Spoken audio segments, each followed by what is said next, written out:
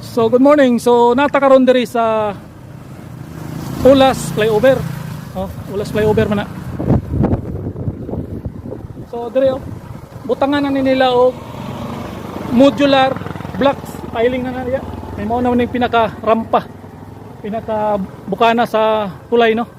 Nagsaka na. So pailan na nila dia og modular blocks. Pero pareha dito sa Maa, kung nakita niyo itong Maa flyover, katong mga blocks ito nagikuan, ipang pile, modular ang tawag na. So butang na nila diri. Sa pagkakaroon, ingon to si Manong dito, concreting sa sila no, concreting. Ila pang gipatag, clearing, ay concrete di sir bintohon para mapuslang gini pud sa katawhan. Kung dugay-dugay pag gid ni mahuman, kay 10 years man daw ilang kontrata.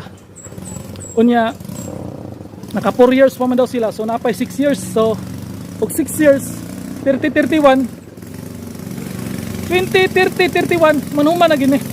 So asinso kay Davao no, asinso kay Davao. So nga na ang Davao, nga na Midri, atak Duterte, peace out.